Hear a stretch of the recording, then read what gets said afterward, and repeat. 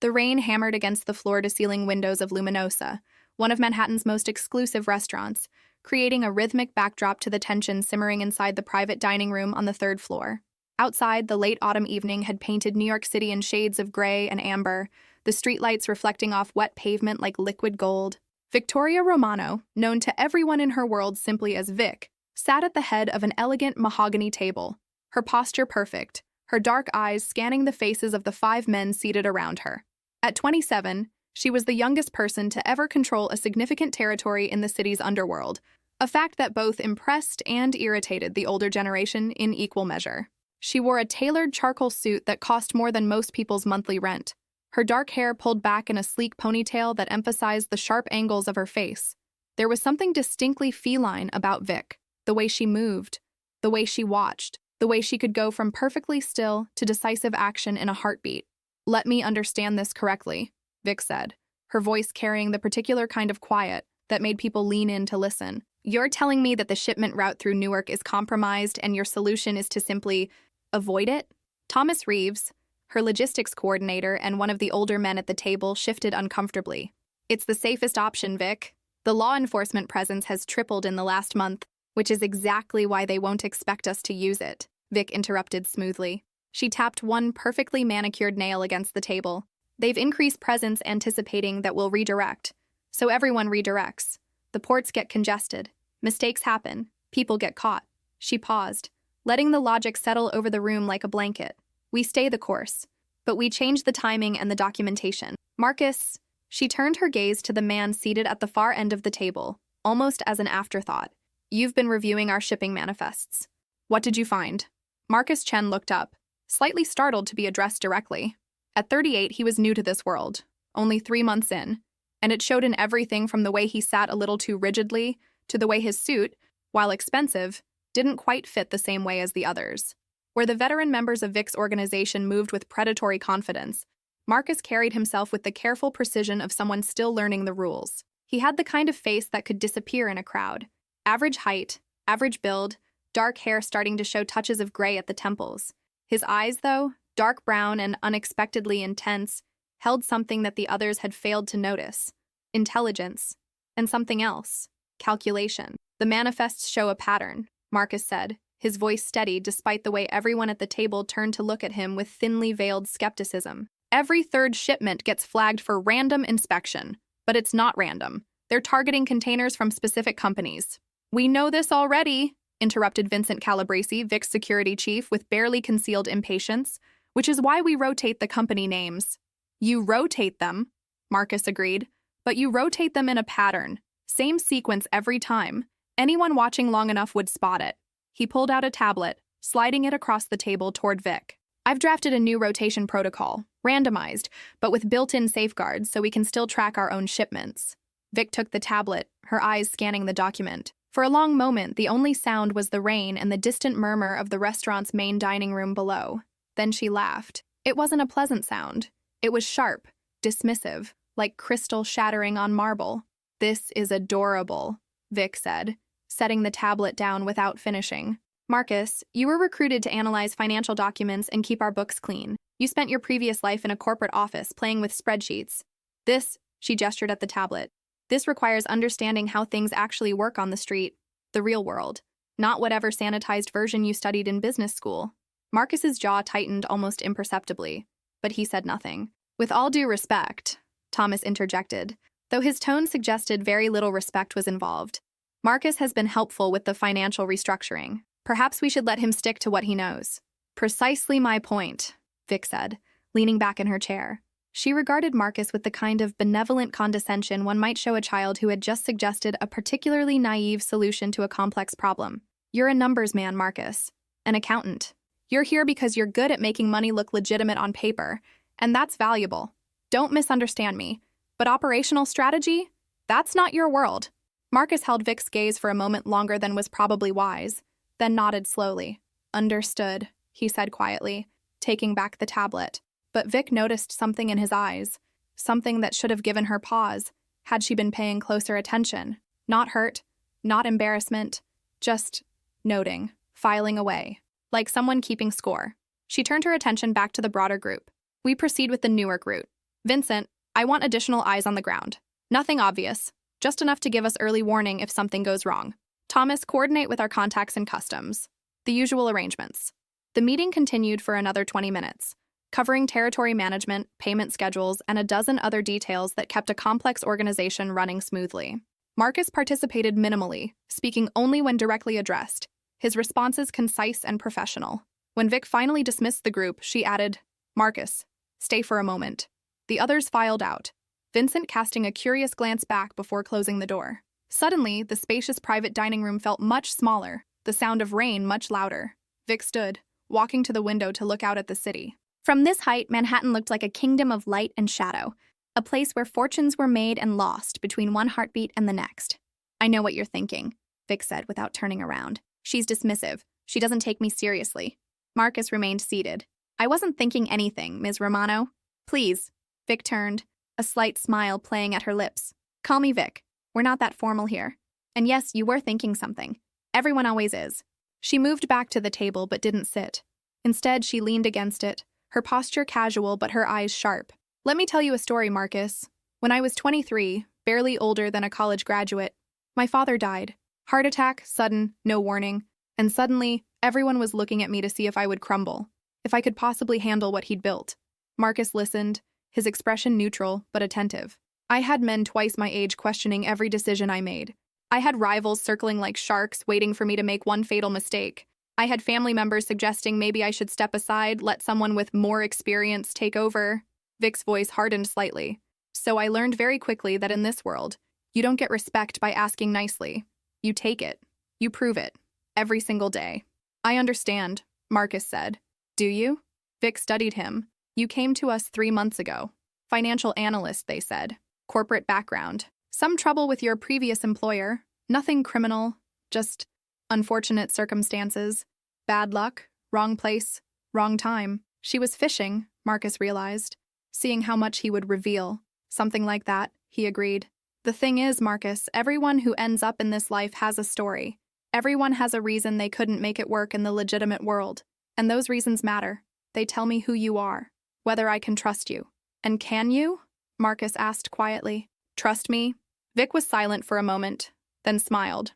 A real smile this time, though no warmer for its authenticity. "I don't trust anyone completely. It's kept me alive this long. But I don't distrust you either. You're useful. Good at what you do. Just remember where your expertise lies. We brought you in for a specific skill set. Use it well." It was a dismissal wrapped in advice, and they both knew it. "Understood," Marcus said, standing. "Will that be all?" "Actually, since we're here and I've already reserved this room for another hour," Vic checked her watch. "Let's have dinner. Consider it a team-building exercise. You've been here 3 months, and I realize I barely know you beyond your resume." Marcus hesitated. "You don't have to." "I know I don't have to. I'm choosing to. Sit." There was something in her tone that made it clear this wasn't really optional. Marcus sat back down as Vic pressed a button on a small panel by her seat. Within moments, a server appeared, not the usual restaurant staff, but one of the establishment's managers, a thin man in his 50s with the kind of obsequious demeanor that came from years of serving people who could destroy your life with a phone call. "Ms. Romano," he said with a small bow, "how may we serve you this evening?" "Dinner for 2, Richard. Something excellent. Surprise us." Of course. "And to drink?" "Water for now. We'll see about wine once the food arrives." Richard disappeared with another bow, and Vic turned her full attention to Marcus. Outside, the rain had intensified, creating a cocoon of sound that isolated them from the rest of the world. "So," Vic said, folding her hands on the table, "Marcus Chen, 38 years old, born in San Francisco, educated at Berkeley, worked for Morrison Financial Group for 12 years before everything fell apart. Now here, in my world. How does that happen?" Marcus chose his words carefully. "Sometimes life takes unexpected turns." "That's delightfully vague." Vic's smile was sharp. "Come on, Marcus. I know the official story. Accounting irregularities at Morrison. You were the scapegoat. Couldn't find work in the legitimate sector afterward. But there's always more to the story, isn't there? What really happened?" For a long moment, Marcus was silent. Then, slowly, he began to speak. "I discovered that 3 senior partners at Morrison were running an elaborate scheme. They were using client accounts to hide money. Not stealing it exactly, just moving it through a complex series of transactions that made it invisible to regulators. I found the pattern in the numbers. Took me almost 6 months to piece it all together. And you reported it, Vic guessed. I tried to. Went through proper channels. Contacted the compliance department. Filed internal reports. I thought I was doing the right thing. Marcus's voice was matter of fact, but there was an undercurrent of something darker. Turns out the compliance department was part of it. Within a week, evidence appeared suggesting I was the one manipulating accounts. My credentials were used to authorize transactions I never made. My signature was on documents I never saw. They framed you, Vic said, and there was a flicker of something that might have been respect in her eyes. Thoroughly. I was fired, investigated, and blacklisted. No criminal charges.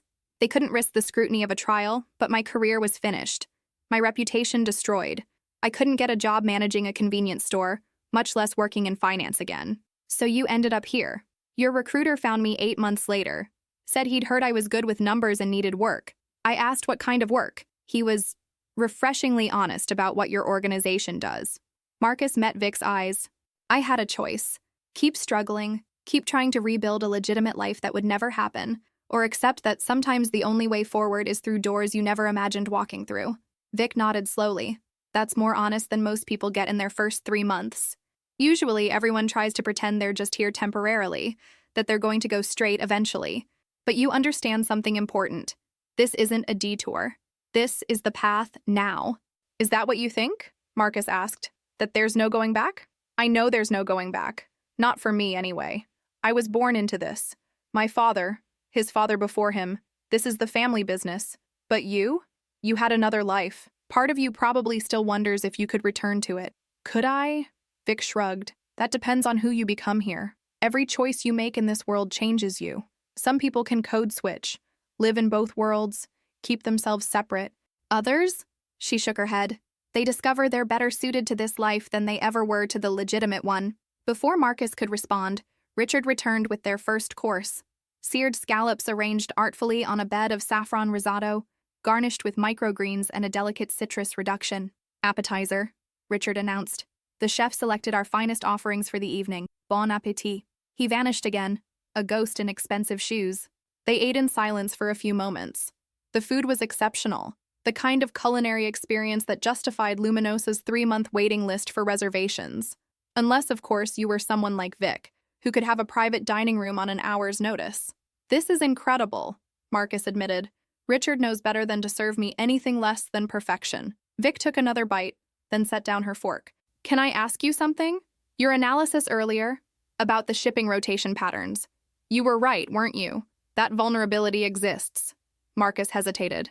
Yes, but you presented it knowing I'd dismiss it, knowing that I'd see it as you overstepping your position. Vic tilted her head, studying him. Why? If you actually found a problem, why not frame it differently? Come to me privately, perhaps. Make it seem like my idea? Would that have worked? Marcus asked. Maybe. Probably. I'm practical. If something improves our efficiency, I'll listen. Eventually. She paused. So why the direct approach? Because I wanted to see how you'd react, Marcus said simply. I'm new to this world. I need to understand the people I'm working with, their patterns, their blind spots. For the first time that evening, Vic looked genuinely surprised. Then she laughed. But this time, it wasn't dismissive. It was delighted. You were testing me, she said. In my own meeting. That's either very brave or very stupid. Or both, Marcus agreed. And what did you learn? That you value control more than efficiency. That you'd rather make a suboptimal decision yourself than accept an optimal suggestion from someone you don't fully trust yet. And that you're aware of this tendency but haven't decided if you want to change it. Vic stared at him, a slow smile spreading across her face. You know, Marcus, I'm starting to think I underestimated you. That might have been a mistake. Might have been. Marcus agreed mildly. Their main course arrived 20 minutes later. For Vic, a perfectly cooked filet mignon with roasted vegetables. For Marcus, pan-seared Chilean sea bass with a delicate herb crust. Richard poured them each a glass of red wine, a Bordeaux that probably cost more than Marcus's monthly salary. The chef recommends pairing the beef with this vintage, Richard explained. It's a 2012 Chateau Margaux. Excellent structure, notes of blackcurrant and cedar. Perfect, Vic said, waving him away. They continued their conversation, the initial tension having evolved into something more interesting, a mutual recognition of intelligence, perhaps. An acknowledgement that both of them were playing chess while everyone else was playing checkers. Tell me about your family, Vic said. Parents? Siblings? Only child. Parents are still in San Francisco. Father's a retired engineer, mother was a teacher. Very normal, very stable. They don't know what I do now. Think I'm working as a private financial consultant. Do you feel guilty? Lying to them? Marcus considered this. Less than I probably should. What about you? You mentioned your father. Died 4 years ago. Mother died when I was 16. Car accident. No siblings. Just me and an uncle who's involved in the business, though we don't see eye to eye on much. Sounds lonely. It is what it is, Vic said with a shrug that didn't quite hide the flash of something vulnerable in her eyes. You don't get to choose your family. You just try not to let them destroy you. Before Marcus could respond to that revealing statement, the door to the private dining room opened. Neither of them had called for service. A waiter entered, young, maybe mid-20s, with sandy blonde hair and the kind of generically handsome face that would be difficult to describe in detail later. He wore Luminosa's standard uniform, crisp white shirt, black vest, black tie. But something was wrong. Marcus noticed it first. The vest had silver buttons instead of gold. A small detail, but wrong. And the man's walk, too confident, too purposeful. Not the deferential glide of professional service staff. Good evening, the waiter said with a practiced smile. I wanted to inform you of tonight's special dessert offerings. We have a remarkable selection. Vic's phone buzzed. She glanced at it, frowning. The waiter continued, his voice taking on a slightly different cadence. First, we have a chocolate soufflé, number 7349, which pairs beautifully with our house-made vanilla gelato. Second, a lemon tart, number 2816, with fresh raspberry coulis. And finally, our signature tiramisu, number 9152, featuring authentic Italian mascarpone. Vic had gone completely still. Marcus watched as all the color drained from her face. She stared at the waiter with an expression that mixed shock, fury, and something very close to fear. And of course, our cheese selection, the waiter continued. Stop, Vic said, her voice barely above a whisper. Stop talking. The waiter's smile didn't waver. Is something wrong, ma'am? I can have the chef prepare something custom if none of our offerings. Those numbers, Vic interrupted. Say them again. The numbers you just said. I'm sorry? The waiter looked confused. Perfectly. Innocently confused. The dessert numbers? 7349, 2816, 9152? Just our internal menu codes. Get out, Vic said, standing abruptly. Her chair scraped against the floor with a harsh sound. Get out now. The waiter raised his hands in a placating gesture. Ma'am, I apologize if I've offended. Vincent! Vic called sharply, and immediately the door burst open. Her security chief stood there, hand inside his jacket. Detain this man. Now. The waiter's expression shifted then, the confusion sliding away to reveal something colder, more calculating. He didn't try to run. Instead, he simply stood there, hands still slightly raised, as Vincent crossed the room in 3 long strides. What's going on? Vincent demanded. The numbers, Vic said, her voice tight. 7349, 2816, 9152. He just recited them, out loud, in sequence. Vincent's eyes widened. That's not possible. Nobody... Check his credentials, Vic ordered. Find out who he really is, and lock down the restaurant. Nobody leaves until we figure out what's happening. Vincent grabbed the waiter's arm, roughly pulling out a wallet from his pocket. Inside was a Luminosa staff ID, David Morrison, hired 3 months ago. Call Richard, Vic said. Verify this person actually works here. Vincent made the call, his free hand keeping a firm grip on the waiter's, David's arm. They all waited in tense silence, the only sound the rain and the distant murmur of the restaurant below. Richard says David Morrison is working tonight, Vincent reported. He's one of their regular servers. Been here 3 months. Good employee, no problems. Where is he now? Vic asked. Supposed to be on the main floor, covering tables in Section 3. Find him. Bring him here. Vincent spoke into his phone, issuing quick instructions to other members of security scattered throughout the building. Meanwhile, David stood calmly, his expression neutral, saying nothing. Marcus had remained seated throughout this exchange, but his mind was racing. Those numbers. They clearly meant something significant. A code of some kind. But how would a random waiter know them? Unless... He's not random, Marcus said quietly. Everyone turned to look at him. His vest, Marcus continued. Wrong buttons. Silver instead of gold. His shoes, black leather, but worn at the heel. Not like someone who just bought them for a new job 3 months ago. And his hands. Marcus gestured. Look at his hands. No calluses. No signs of manual work. These aren't the hands of someone who carries trays and washes dishes. Vic looked at David's hands. Marcus was right. They were smooth, almost delicate, professional. But professional in what? Who are you, really? Vic asked. David smiled. Just a waiter, ma'am. I apologize if I caused any distress. Perhaps I misspoke. You didn't misspeak, Vic said coldly. Those numbers weren't menu codes. So who gave them to you? Who sent you here? Before David could answer, if he intended to answer at all, Vincent's phone rang. He answered, listened, and his face went pale. What? Vic demanded. We found David Morrison, Vincent said slowly. The real David Morrison. He's in the restaurant's walk-in freezer downstairs. He's dead, Vic. He's been dead for at least 2 hours. The silence that followed was absolute. The private dining room had transformed from an intimate dinner setting to an impromptu war room in a matter of minutes. Vincent had brought in 2 more security personnel, who stood by the doors, ensuring no one entered or left without authorization. The man they'd been calling David sat in a chair, still calm, still saying nothing despite increasingly aggressive questioning. Vic paced like a caged predator. Her earlier composure cracked just enough to show the razor-sharp mind underneath working through possibilities at a frantic pace. Timeline, she said to Vincent. The real David Morrison has been dead for 2 hours. That means this, she gestured at the imposter. Person has been walking around the restaurant in uniform for at least that long. How? How did he get in? How did he move around without anyone questioning him? The uniform would have been enough, Marcus offered quietly. People see what they expect to see. A man in a server's uniform carrying things, moving with purpose. Nobody looks twice. Security footage, Vic ordered. I want every camera in this building reviewed. Find out where he came from, what he did, who he talked to. Vincent nodded, already making calls. Vic turned back to the imposter. Last chance. Who sent you? What organization? Because those numbers, 7349, 2816, 9152, those are my personal security codes.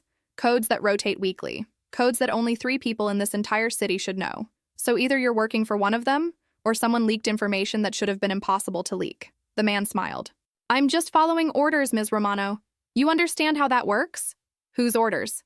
No response. Vic's jaw tightened. Vincent, take him downstairs. Find somewhere secure. Get answers. I don't care how. Marcus stood abruptly. Wait. Everyone looked at him. Before you do that, Marcus said carefully, consider what just happened. This person walked into your private meeting into a secured location, wearing a dead man's uniform, and deliberately recited classified codes. Why? To show they can get to me, Vic said. To demonstrate that my security isn't as secure as I think. Possibly, Marcus agreed. But why not just do it? If they can get this close, if they know your codes, why send someone to recite numbers? Why not just act? Vic paused, considering this. Because they want something. Or because they want you to react, Marcus said. Think about what you're about to do. You're going to interrogate him, which means time, attention, resources focused on this one person. Meanwhile, what else is happening? What are we not paying attention to? It was a good point. A very good point. Vic pulled out her phone, making a call. Thomas? Where are you? Good. I need you to check on our Newark shipment. Yes. Tonight. Right now. I don't care if it's ahead of schedule. I need eyes on it. Call me back in 10 minutes. She hung up, then made 3 more calls in rapid succession, each to a different lieutenant, each with instructions to verify that various operations were proceeding as planned. Covering your bases, Marcus observed. Learning from your paranoia, Vic corrected. She turned back to the imposter. Who's waiting for my reaction? What am I supposed to do right now that I'm not doing? Still no answer. But for the first time, there was a flicker of something in the man's eyes. Surprise, maybe. Or respect for her instinct. Vincent's phone buzzed. He answered, listened, then turned the screen toward Vic. Security footage from the kitchen. Watch this. The video showed the real David Morrison entering the walk-in freezer, carrying a tray. He disappeared inside. 30 seconds later, another person entered. Harder to see their face, they wore a hood. 2 minutes later, that person exited. 30 minutes after that, the imposter emerged from a service corridor near the kitchen, now wearing David's uniform. He had help, Vic said. Multiple people. This was coordinated. And expensive, Marcus added. Killing someone, infiltrating an exclusive restaurant, knowing exactly when and where you'd be. This took planning. Resources. This isn't some low-level operation. Vic's phone rang. It was Thomas. What? You're sure? Nobody has authorization for that. No, shut it down. I don't care whose authority they claim to have. I did not authorize early departure. Good. Report back. She ended the call, her expression dark. Someone tried to move our Newark shipment tonight, 6 hours ahead of schedule. They had documentation, proper forms, everything. If Thomas hadn't checked when I asked, it would have been gone. Where would it have gone? Marcus asked. That's the very expensive question, isn't it? Vic looked at the imposter. You were a distraction. Something shiny to focus on while someone made a play for my cargo. Who? The Russos? The Castellanos? For the first time, the imposter spoke beyond his careful deflections. You're asking the wrong questions. Then enlighten me, Vic said coldly. What should I be asking? The man leaned back in his chair, somehow still composed, despite being detained by armed security. You should be asking why your codes were leaked. You should be asking who has access. You should be asking, he paused, his smile widening, who you can actually trust. The implication hung in the air like smoke. Someone on the inside. Someone close enough to know codes that rotated weekly. Someone with access to Vic's most sensitive information. That's not possible, Vincent said immediately. Everyone with code access has been with the family for years. They're vetted, loyal. Everyone can be bought, the imposter said simply. Or threatened. Or manipulated. Or maybe, his eyes focused on Vic, maybe they just don't think you should be in charge. It was a calculated blow, and it landed. For just a moment, Vic's carefully maintained facade cracked, revealing the uncertainty underneath, the weight of being young, being questioned, being constantly tested. Then she pulled herself together. Vincent, take him, and find out who he is. Real name, who hired him, everything. In the meantime, I want every person with code access brought in for questioning. Tonight, I don't care what they're doing or where they are. Get them here, Vincent nodded, gesturing for his men to escort the imposter out. As the door closed behind them, Vic turned to Marcus. You realize what this means? Someone in my inner circle is either compromised or actively working against me. Everything I've built, every operation, every alliance, every plan, could be exposed. Not everything, Marcus said. Just what that particular person has access to, which could be nearly everything, Vic countered. She moved to the window, looking out at the rain-soaked city. 4 years. I've spent 4 years building credibility, building trust, building an organization that works. And now, she didn't finish the sentence. Marcus stood, walking over to stand beside her. You know what I learned working corporate investigations? The problem with being at the top is that everyone below you becomes a potential threat. Every decision you make creates winners and losers. The losers remember. They wait. That's not encouraging. It's not meant to be. It's just reality. He paused. But here's the other thing I learned. Sometimes the person you most need is the one with the least to lose. The one who isn't embedded in all the existing power structures. The one who can see things clearly because they're not looking through years of accumulated bias. Vic turned to look at him. Are you suggesting I trust you? I'm suggesting, Marcus said carefully, that I'm the only person in your organization who has no reason to betray you. I have no history here, no competing loyalties, no old grudges or ambitions. I'm just someone who's good with patterns and numbers and doesn't want to end up dead in a freezer. For a long moment, Vic studied him, really studied him, not with the dismissive glance from earlier, but with the full force of her considerable intelligence focused on evaluating whether this man could be an asset or another threat. You understand what you're suggesting? She finally said. If I bring you into this, if I trust you with this investigation, you stop being just the accountant. You become involved, deeply involved. And if we're wrong about you, if you're part of this, then you'll kill me. Marcus finished simply. I understand, but we're at the point where you need to trust someone. And I'm volunteering. Why? Vic demanded. Why risk it? You could stay in your lane, keep your head down, stay safe. Marcus smiled slightly. Because being underestimated gets boring. And because, he gestured at the now empty chair where the imposter had sat. Whoever did this is smart. They're playing a sophisticated game. And I want to know how it ends. Vic stared at him for another long moment, then made her decision. All right, you're in. But Marcus, if I find out you're playing me, you won't. He said confidently. We'll see, Vic replied. She pulled out her phone, pulling up the security footage again. Let's start with what we know. 3 people had access to this week's codes.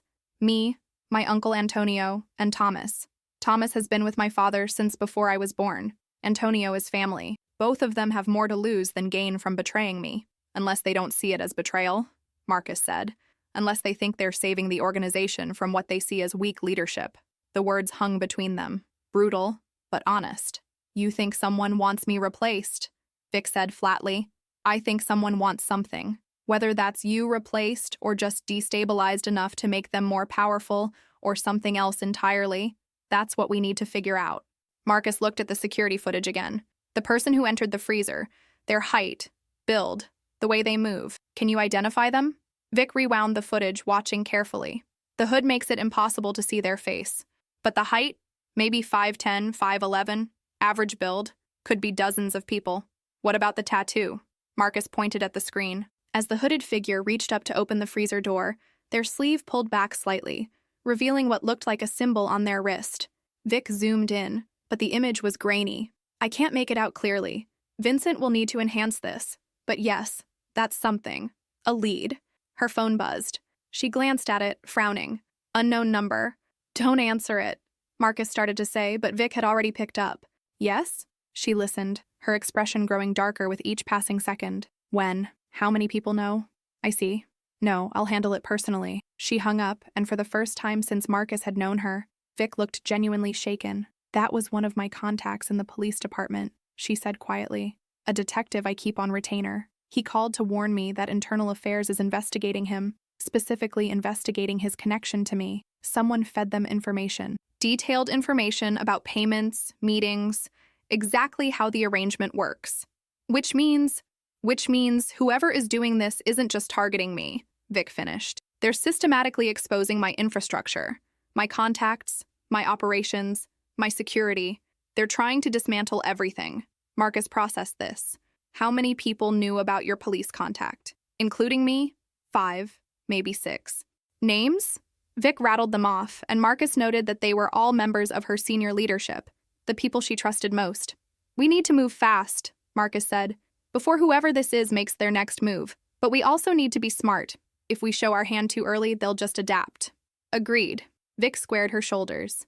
And just like that, the moment of vulnerability was gone. She was back in control. The Mafia Queen who had survived 4 years at the top of a cutthroat world. Vincent is bringing in everyone with code access.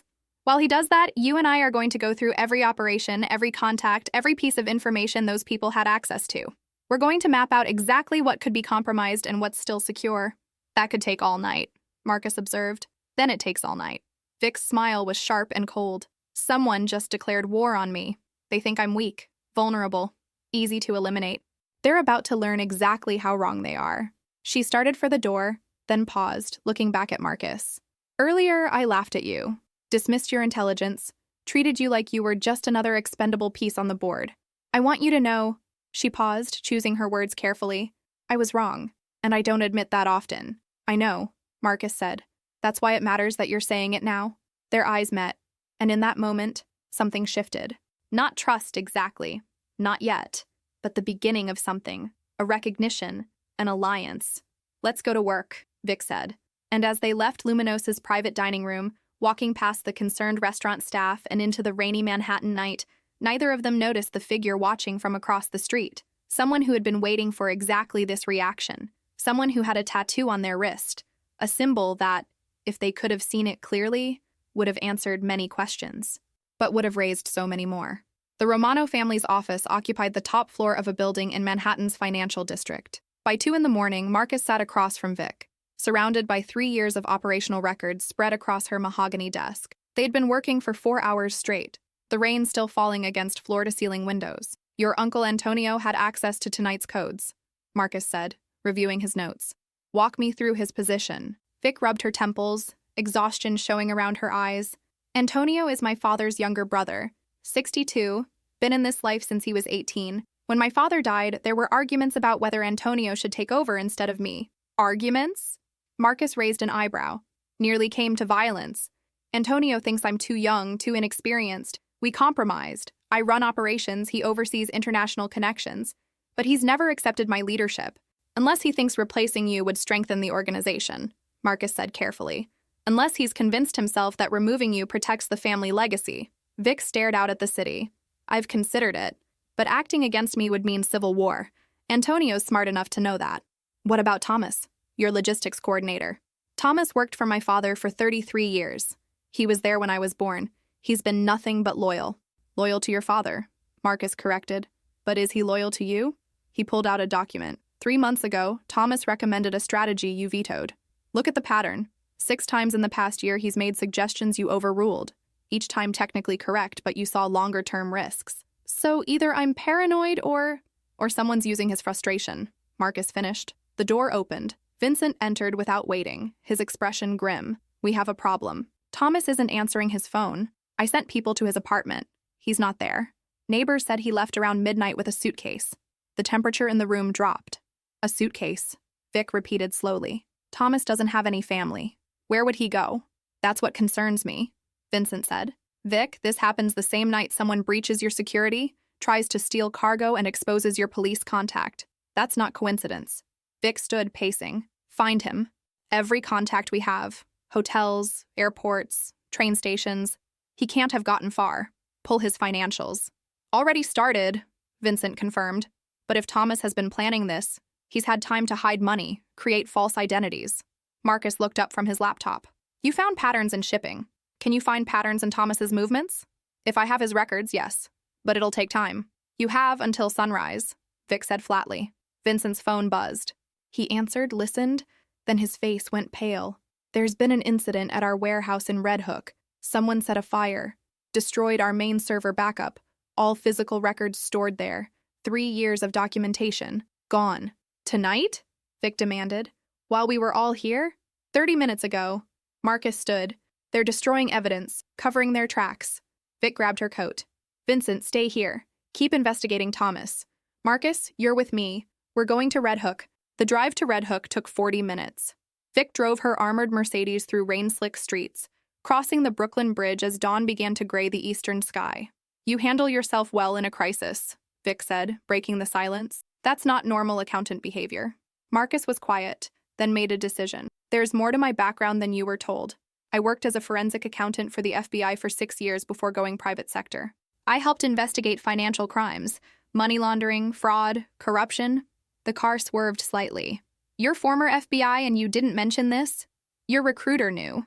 He told me you'd appreciate someone with real investigative skills, as long as I wasn't actively working for law enforcement anymore. You should have told me. Would you have trusted me? An ex-FBI agent in your organization? Vic was silent, then nodded. Fair point. So what does an ex-FBI forensic accountant see tonight? A sophisticated operation. Multiple moving parts, coordinated timing. Someone wants to destabilize your organization enough that you lose credibility with allies and appear weak to rivals. Once that happens, removing you becomes easier. They arrived at the warehouse. Fire trucks were packing up, the blaze extinguished. Fire Chief Brennan approached. Ms. Romano, fire's out. Minimal structural damage, but the second-floor storage is completely destroyed. Someone used an accelerant. Gasoline. This was arson. Can I see it? You have 10 minutes before I report to dispatch and police arrive. Inside, the storage room was devastation. Metal cabinets warped by heat. Contents reduced to ash. Vic stood in the doorway. My father started these records 30 years ago. Every transaction, every agreement. He believed documentation was power. Marcus examined a filing cabinet. This was open before the fire. Someone had the key. They were selective. Look which cabinets burned worst. The ones with operational records, contact information, financial transactions. They prioritized. Professional, Vic concluded. Very. Marcus checked his watch. We have maybe 5 minutes before... Footsteps on the stairs. Multiple people, moving fast with tactical precision. Back exit? Marcus asked urgently. It'll be covered if they're professionals. The roof, Marcus said. They'll expect us to go down or out, not up. They ran to a ladder leading to roof access. Marcus pushed the hatch open and pulled himself through, then reached down to help Vic. The moment she was up, they closed the hatch quietly. The roof offered a view across to Manhattan, sunrise painting the city in gold. Below, 5 vehicles, 3 black SUVs and 2 sedans. That's not police, Vic whispered. No, that's private. Voices below. Roof access located. Sending 2 up. Marcus spotted another building 15 feet away, 8 feet lower. There, we jump. Vic stared at him. I'm wearing heels. Then take them off. She kicked off her Italian leather heels. If I break something, I'm blaming you. A voice from below. Roof access located. Marcus backed up, ran, and jumped. He landed on the other roof, rolled, came up in a crouch. Vic followed, landing harder. Marcus caught her, steadying her, and for a moment they were face to face, her hands on his shoulders. Not bad for a corporate accountant, Vic said, breathless. Or a Mafia Queen in stockings. Behind them, voices shouted. They'd been spotted. They descended into an abandoned building and emerged onto a side street. Vic made calls while they walked quickly but didn't run. Running attracted attention. "We need somewhere safe," Vic said. "Somewhere my usual people don't know about." "I have a place," Marcus said. "From my old life. A studio apartment in Astoria I kept the lease on, paid automatically from an account under a different name. My escape route. You've been planning an exit since you joined." "I always plan exits. It's kept me alive." The apartment was aggressively ordinary. Third floor, squeezed between a laundromat and restaurant. Inside, kitchen, bathroom, Murphy bed, desk, window overlooking the street. "It's perfect," Vic said, sitting on the bed. "Nobody would think to look here." Marcus checked his watch. "Almost 7. We've been up over 24 hours. Vic's phone buzzed. She checked it, frowned. "Vincent. Thomas's financials show wire transfers over 6 months. $400,000 to an offshore account in the Caymans. Withdrawn. Probably cash or cryptocurrency. Untraceable." "400,000, Marcus repeated. "That's payment for information sold. The question is who bought it." Vic paced. "Who benefits?" "The obvious answer is another family. Russo, Castellano, Moretti. Or your uncle," Marcus said. "If Antonio wanted to take over, he'd need you discredited first. Make you look weak, incompetent. Then he steps in as the experienced alternative. You think Antonio would do this to his own niece?" "I think Antonio is a man who expected to inherit your father's empire. Having it go to someone he sees as inexperienced must have been a daily insult." Vic processed this. "That would take months of planning. 3 months ago, Jonathan Cross deposited $50,000, Marcus reminded her. "That's when this started. Antonio's had years to build relationships." Vic's phone buzzed again. Her expression changed. Fear, immediate. "Vincent, there's been a shooting at my headquarters. 3 injured, 1 critical, 20 minutes ago. Right when we'd have been returning from Red Hook." She looked at Marcus. "They weren't at the warehouse to question us. They were there to kill us." Marcus moved to the window. "We need to assume we're tracked. We should assume they'll find us eventually. We need to go on offense." "Agreed, but how?" "We have information and skills. You know the underworld. I know how to track money. Together, we figure this out." For 3 hours they worked. Marcus created a complex web of connections linking Antonio to business fronts, offshore accounts, individuals within and outside the Romano organization. Vic provided context. "There," Vic said, pointing at a name. "Vincent Russo, nephew of Angelo Russo, head of the Russo family, works as a lawyer for their operations." "Antonio has had 3 meetings with Vincent Russo in 6 months, Marcus said. "Always at neutral locations. And look, each time within 2 days there's a significant financial transaction. He's making deals," Vic said. "Setting up a partnership." Marcus pulled up another document. "Thomas made a trip to Miami 3 weeks ago. Met with representatives of the Moretti family. 36 hours there, only 6 dealing with the actual shipment. Antonio's been building a coalition," Vic realized. "Russo, Moretti, maybe others. All getting something from the new arrangement. All willing to look away when he removes me. It's smart," Marcus admitted. "He can't just stage a coup. But if he builds support, negotiates alliances, then removes you in a way that seems justified, because your organization appears compromised, he steps in as the solution. Which is why they're attacking on multiple fronts." Vic's voice was tight.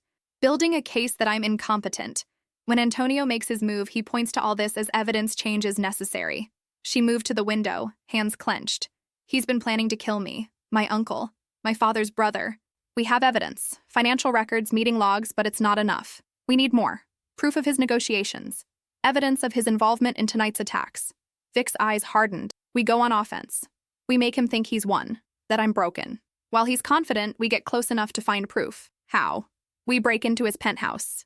Marcus blinked. "I'm sorry, what?" "Antonio lives in a secured penthouse on the Upper East Side. He keeps physical records, documentation of agreements, recordings of conversations. If he's been negotiating with other families, evidence will be there.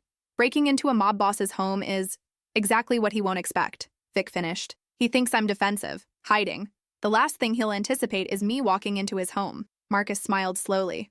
"That's crazy enough it might work." Over the next hours, Vic contacted independent operators using elaborate methods. Burner phones, disposable emails, coded messages. By mid-afternoon, they had equipment. Electronic lock bypass, security jammer, building schematics, false credentials. "We go tonight," Vic decided. "Antonio has a weekly meeting Wednesday evenings, 8 to midnight. That's our window. And if he comes back early, we improvise." Vic met his eyes. Marcus, once we do this, there's no going back. You'll be fully committed. No more being just the accountant. Marcus thought about his old life. Corporate offices, legitimate paycheck, predictable routine. He thought about being framed, blacklisted, destroyed. He thought about the past 24 hours working with Vic as an equal, being valued. I'm in, he said. All the way. They spent the afternoon planning, rehearsing contingencies. Vic thought like a chess player, always 3 moves ahead. If we find evidence but get caught, it's useless because Antonio will know and prepare, Vic explained. If we find nothing, we've burned our chance. We need to get in, find what we need, get out. No trace. Around 6, Vic's backup phone buzzed. Vincent. Yes? She listened, her face changing from focused to shocked. When? How many people saw it? She ended the call and showed Marcus an image Vincent had sent. A typed message. Victoria Romano has betrayed the family. She has been working with federal law enforcement, providing information in exchange for immunity. Proof will be provided at a commission meeting this Friday. All families invited to judge accordingly. Justice must be served. Below. Antonio Romano's signature. He's calling a commission meeting, Vic said. The council of all major families. How we settle disputes. It's binding. Final. He's accusing you of being an informant, Marcus said. The worst possible accusation. If the commission believes him, if he presents convincing evidence, I'll be sentenced to death. No appeal. The judgment is absolute. Can he fake evidence? Easily. Financial records showing FBI payments, communications. With time and resources, anyone can fabricate anything. Vic's voice was tight. Friday is 3 days away. That's how long we have to find real evidence and present it ourselves. Or disappear, Marcus said. Vic was silent, then looked up with fierce eyes. No, I won't run. My father trusted me to protect this organization. Antonio is destroying everything for his ambition and blaming me. I won't let that stand. Then we fight, Marcus said simply. We fight. But we need more than evidence from Antonio's penthouse. We need allies willing to stand with us at the commission. She hesitated, then called Vincent. I need information, quietly. Which families has Antonio contacted over the last 6 months? Secret meetings? Unusual communication patterns? She listened, then smiled slightly. Thank you. And Vincent, if you are going to betray me, now's the time. Walk away. Save yourself. Pause. Thank you. Call when you know something. She looked at Marcus. He's staying. That means you're not as alone as Antonio thinks. A message arrived. Their equipment was ready. Vic checked the time. 7:30. Antonio's meeting starts in 30 minutes. We move. They changed into dark clothing. Marcus packed equipment. Vic secured her hair, removed jewelry, transformed from Mafia Queen to someone who could blend into any crowd. At the door, she paused. Earlier you said you always plan exit strategies. What's yours for tonight? Marcus smiled. Don't get caught. That's wishful thinking, not strategy. Then I'm improvising. Vic, in 24 hours, I've gone from underestimated accountant to jumping between buildings and planning a break-in. I'm way past sensible exit strategies. Why? Vic asked. This isn't your fight. You could walk away. 3 months ago, I was broken. Career destroyed, reputation ruined. I took this job because I had nothing else. He paused. But working with you, I realized I'm good at this. The investigation, analysis, strategy. And for the first time in years, I'm working with someone who sees that, who values it, who treats me as equal. Vic's expression softened. So, this is about professional validation? It's about being useful, having purpose, finding something worth fighting for. He smiled. Besides, you grew on me. Somewhere between mocking my intelligence and jumping off buildings, I started to actually like you. Careful, Vic said, almost smiling. Liking people in this world is dangerous. Everything here is dangerous. At least I get to choose my dangers. They left together, stepping into the Astoria evening. The city was alive with lights. Millions of people unaware that in an Upper East Side penthouse, evidence of betrayal waited to be found. In 3 days, a commission meeting would determine whether Victoria Romano lived or died. But tonight, they were going on offense. The safe house doctor finished bandaging Vic's shoulder, his weathered hands steady despite the circumstances. The bullet went clean through. You're lucky, no major damage. But you need rest. I don't have time for rest, Vic said, wincing as she tried to sit up. Marcus gently pushed her back down. You have 48 hours before the commission meeting. You need at least 12 of those to recover. The doctor packed his supplies. Keep it clean, change the dressing twice daily, and actually rest, Ms. Romano. Your body needs time to heal. After he left, silence filled the small room. Dawn light filtered through curtains, painting everything in soft gold. They'd barely escaped Antonio's penthouse with the evidence, and Vic had taken a bullet during the getaway. "You saved my life," Vic said quietly, looking at Marcus. "On that rooftop, when Antonio's man had me cornered, you didn't hesitate. Neither did you back at the restaurant," Marcus replied. "When you trusted me with the investigation." Vic reached for his hand. "Marcus, I need to say something. Before the commission meeting, before everything happens, I need you to know." She paused, choosing words carefully. "When I first met you, I saw you as just another piece on the board. Useful, but replaceable. I was wrong." "Vic, let me finish." Her eyes met his. "Over the past 3 days, working with you, relying on you, you've become more than an ally, more than a partner. You've become someone I actually trust, someone I care about. And in this world, that's rare. That's precious." Marcus squeezed her hand gently. "I know what you're saying, and I feel it too. Somewhere between jumping off buildings and breaking into penthouses, I stopped seeing this as just survival. I started seeing it as something worth fighting for. You're worth fighting for." "This is complicated," Vic said softly. "We're in the middle of a war. In 2 days, I might be sentenced to death by the commission. Then we make sure that doesn't happen." Marcus interrupted. "We have the evidence from Antonio's penthouse. Recordings of his negotiations with the Russos and Morettis. Financial transfers. Proof of the conspiracy.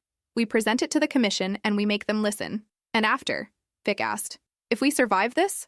Marcus smiled. "Then we figure out what comes next. Together." Vic pulled him closer, and their lips met. A kiss that was gentle, cautious, but full of promise. When they separated, both were smiling. "Get some rest," Marcus said.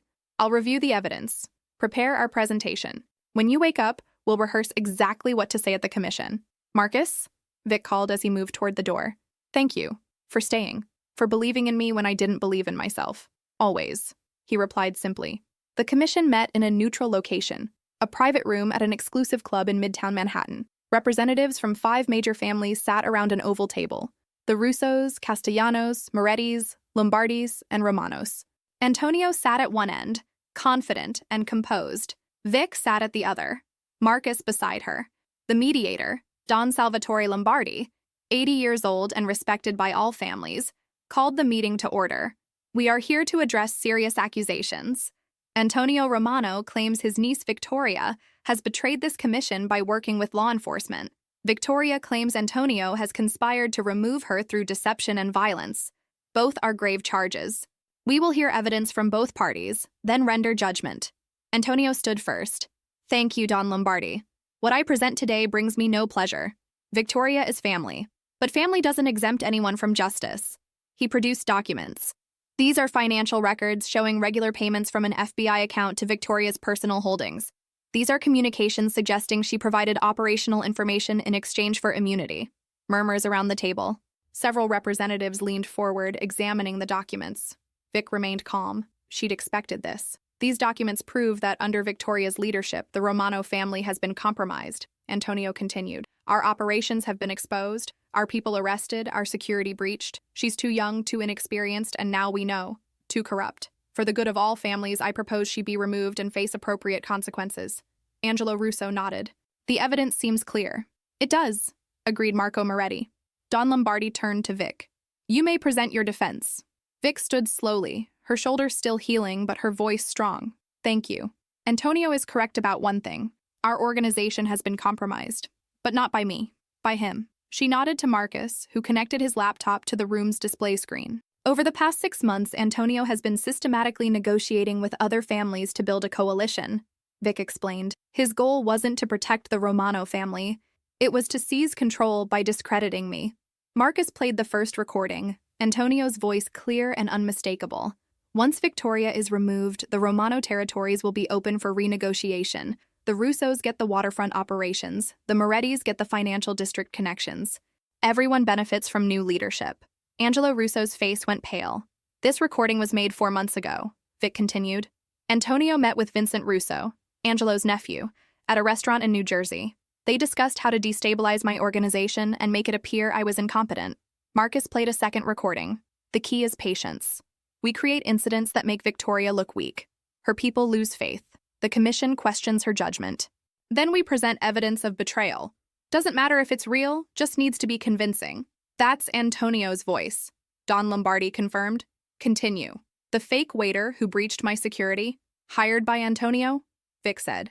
The warehouse fire that destroyed records, ordered by Antonio.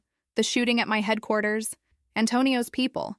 He orchestrated everything to make me look compromised, then fabricated evidence of FBI cooperation to justify removing me. Marcus displayed financial records. These show payments from Antonio to Jonathan Cross, the man who posed as the waiter. These show transfers to offshore accounts that funded the conspiracy. And these, he highlighted several transactions, show that the FBI payments in Antonio's evidence are actually money he funneled through fake accounts to frame Victoria. The room erupted. Representatives argued with each other, voices raised. Don Lombardi banged his cane on the floor. Silence. He turned to Antonio. These are serious counter-accusations. How do you respond? Antonio's confidence had cracked. These recordings could be fabricated. They're authenticated, Marcus interrupted. I've included the metadata, the original files, and verification from independent sources. They're real. Even if they're real, they prove nothing. They prove you conspired to overthrow legitimate leadership through deception, Vic said coldly. They prove you put all our families at risk with your ambition. They prove you're exactly what you accused me of being, a traitor. Angelo Russo stood abruptly. Antonio, you told me Victoria was compromised. You said partnering with you would protect my family's interests. You never mentioned you were orchestrating the compromise yourself. Same here, Marco Moretti added angrily. You manipulated us, made us accomplices to your coup. Don Lombardi raised his hand. The commission will deliberate. He looked at both Antonio and Vic. You will both wait outside. 40 minutes later, they were called back. The representatives' faces were grave. Don Lombardi spoke. The commission has reviewed all evidence. We find the recordings authentic, the financial records compelling, and Antonio Romano's actions unconscionable. He conspired to remove legitimate leadership through deception, endangered multiple families with his schemes, and violated the fundamental trust this commission requires. He turned to Antonio. Antonio Romano, you are stripped of all positions within the Romano family and banned from participating in commission business. You have 48 hours to liquidate your personal holdings and leave the city. If you return, the consequences will be severe. Antonio's face was stone, but his eyes burned with fury. 2 security personnel escorted him from the room. Don Lombardi then addressed Vic. Victoria Romano, while the evidence clears you of working with law enforcement, this commission notes that your organization suffered significant breaches under your watch. You must demonstrate stronger security and leadership going forward. I understand, Don Lombardi, Vic said respectfully. And I will. However, the old man continued, a slight smile forming, you also demonstrated considerable resourcefulness in uncovering this conspiracy. You showed courage in facing these accusations directly, and you showed wisdom in building alliances. He nodded toward Marcus. With people of genuine skill. These are qualities of strong leadership. He stood. The commission recognizes Victoria Romano as the legitimate head of the Romano family. This matter is closed. Antonio's penthouse occupied the top 2 floors of a luxury building on the Upper East Side. At 9 p.m., Marcus and Vic approached the service entrance dressed as maintenance workers. Security shift change happens at 9, Vic whispered, consulting the schematics on her phone. We have a 3-minute window. Marcus used the electronic bypass on the service door. It clicked open. They slipped inside, moving through the building's maintenance corridors with practiced efficiency.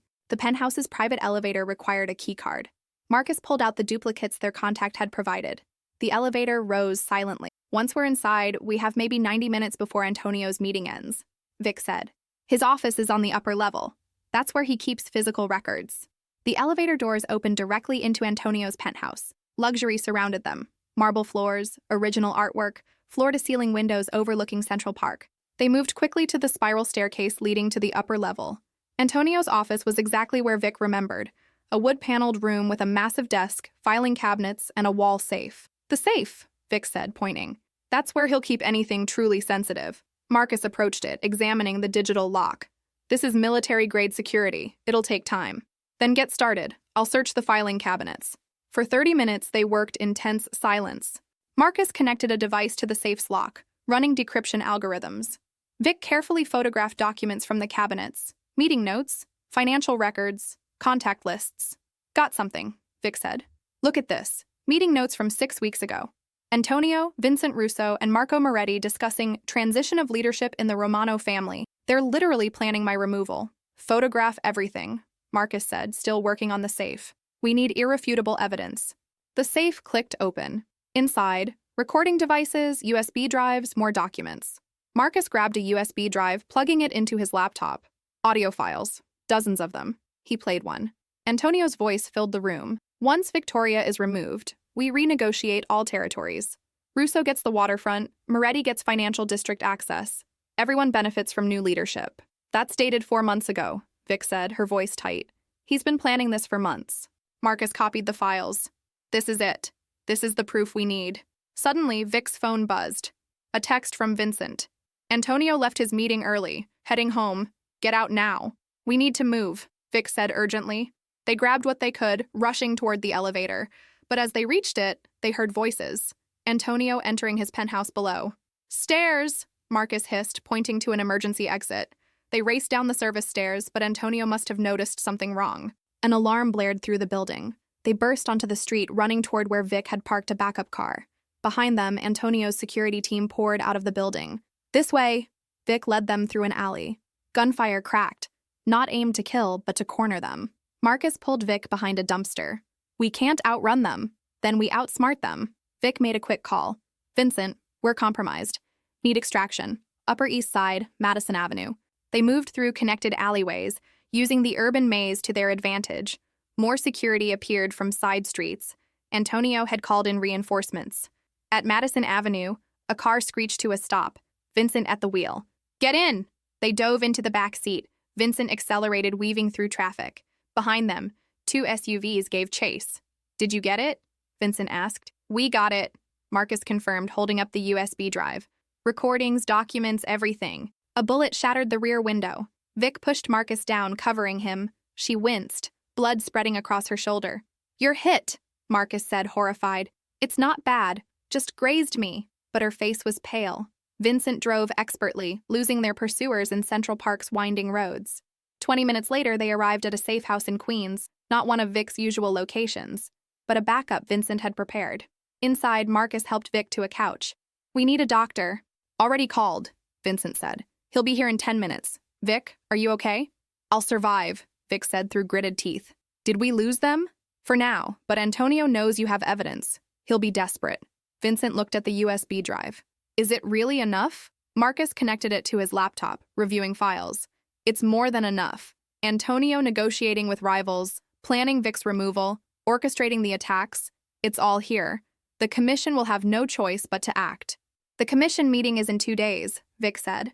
We present this and Antonio is finished. If we survive 2 days, Vincent added grimly. Antonio will throw everything at us now. He has nothing to lose. The doctor arrived, an older man who'd been patching up the Romano family for decades. He examined Vic's shoulder. Bullet went through clean. You're lucky. I'll stitch you up, but you need rest. As the doctor worked, Vic looked at Marcus. You could have run. Back at the penthouse, when the alarm went off, you could have saved yourself. That's not who I am, Marcus said simply. We're in this together. Together, Vic echoed, managing a small smile despite the pain. After the doctor left, Vincent stood guard while Marcus and Vic rested. The evidence was secure. The commission meeting was 2 days away. But as Vic drifted into exhausted sleep, her hand in Marcus's, both knew the hardest part was still ahead. Antonio wouldn't go down without a fight, and in 2 days, everything would be decided. Dawn broke over Queens. Vic woke to find Marcus reviewing the evidence on his laptop, organizing it for presentation. How long have you been up? She asked. Couple hours. Couldn't sleep. I wanted to make sure we have everything structured perfectly for the commission. Vic sat up carefully, testing her injured shoulder. Show me. They spent the morning preparing their case. Marcus had organized the evidence chronologically, showing Antonio's conspiracy from its beginning. Recordings, financial transfers, meeting notes, everything told a clear story. This is good, Vic said. This is really good. The commission won't be able to ignore it. Vincent entered with coffee. I've been making calls, quietly feeling out the other families. The Castellanos and Lombardi seem neutral. They'll listen to evidence. But the Russos and Morettis are defensive. They're in Antonio's recordings, so they have motivation to support him. Or motivation to distance themselves once they see the proof, Marcus suggested. If they realize Antonio manipulated them, they might turn on him to save themselves. Maybe, Vincent said. But we can't count on it. We need to be prepared for the commission to be hostile. Vic stood, moving to the window. Then we make our case so compelling they have no choice. We present the truth, and we trust that truth matters, even in our world. Marcus joined her. Whatever happens, we face it together. She turned to him. And in her eyes, he saw not just the Mafia Queen, but the woman who'd trusted him, relied on him, opened her heart to him. Together, she agreed. 2 days until the commission meeting. 2 days to survive. 2 days to change everything. 2 days later, the commission convened in a private Manhattan club. Representatives from 5 families sat around an oval table. Antonio at one end, confident. Vic at the other, Marcus beside her. Don Salvatore Lombardi, the mediator, called order. We address grave accusations. Antonio claims Victoria betrayed this commission. Victoria claims Antonio conspired against her. We hear both sides. Antonio presented first. These financial records show FBI payments to Victoria. These communications prove she provided information for immunity. She's compromised our families. Murmurs rippled through the room. Vic stood calmly. Antonio is correct about one thing. We were compromised. But by him, not me. Marcus connected his laptop to the display. Over 6 months, Antonio negotiated with other families to build a coalition against Vic. He played a recording. Antonio's voice clear. Once Victoria is removed, Romano territories open for renegotiation. Russo gets waterfront, Moretti gets financial district. Everyone benefits. Angelo Russo's face went pale. This was recorded 4 months ago, Vic explained. Antonio orchestrated everything. The security breach, the warehouse fire, the attacks. Then he fabricated FBI evidence to frame me. Marcus displayed financial records. These show Antonio paid Jonathan Cross. These show he funneled money through fake accounts to create the FBI payments in his evidence. The room erupted in angry voices. Don Lombardi banged his cane. Silence! He turned to Antonio. How do you respond? Antonio's confidence cracked. These could be fabricated. They're authenticated, Marcus interrupted. Metadata included. They're real. Angelo Russo stood furiously. Antonio, you manipulated us, made us accomplices to your coup. After 40 minutes of deliberation, the commission returned. Don Lombardi spoke gravely. We find the evidence compelling. Antonio Romano conspired to remove legitimate leadership through deception. He is stripped of all positions and banned from commission business. You have 48 hours to leave the city. Antonio was escorted out, his face stone. Don Lombardi turned to Vic. Victoria Romano, you demonstrated courage and resourcefulness. The commission recognizes you as legitimate head of the Romano family.